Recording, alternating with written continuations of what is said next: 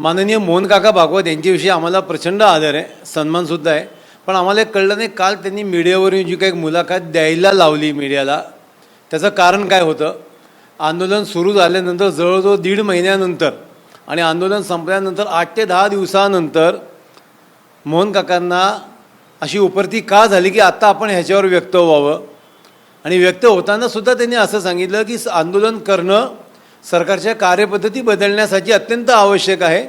आमचं म्हणणं आहे की सरकारची कार्यपद्धती बदलण्यासाठी आंदोलन करणं, 21 मुलांनी आत्महत्या करणं आवश्यक कसं काय वाटतंय.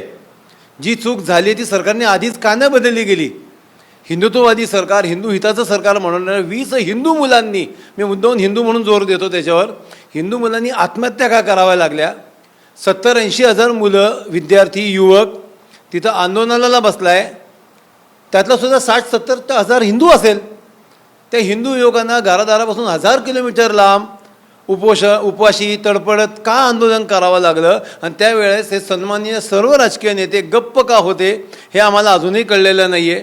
आंदोलन काळात राजीनाम्याविषयी जर ते बोलले असते तर प्रधानाने एका सेकंडमध्ये राजीनामा द्यावा लागला असता. परंतु मोहन काका त्यावेळेस का नाही बोलले हे सुद्धा आम्हाला प्रश्न आहे.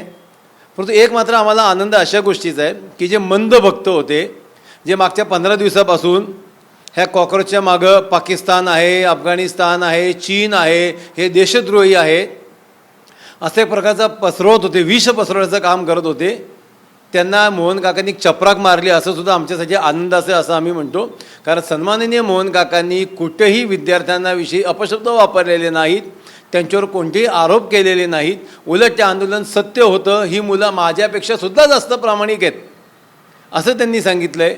अर्थ स्पष्ट आहे, भाजपला कुठंतरी डॅमेज कंट्रोल करण्याची गरज वाटायला लागली आहे.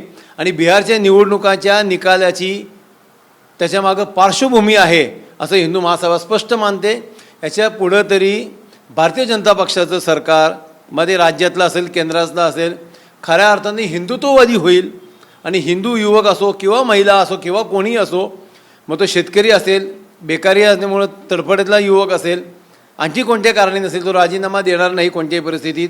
तो कोणतीही फाशी देण्याचा प्रयत्न करणार नाही अशी काळजी हे सरकार घेईल अशी हिंदू महासभा अपेक्षा व्यक्त करतं.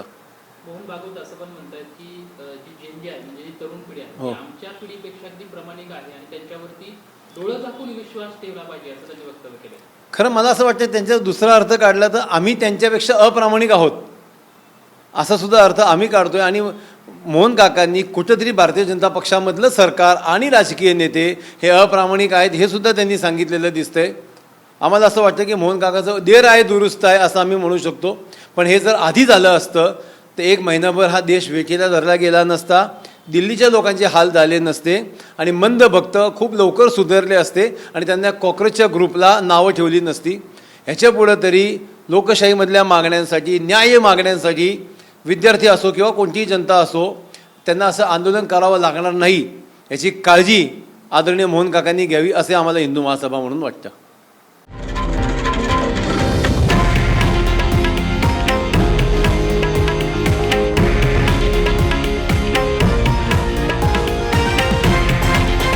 हे आहे देशातील नंबर 1 न्यूज नेटवर्क आणि आपण पाहत आहात TV9 मराठी, एकमेव.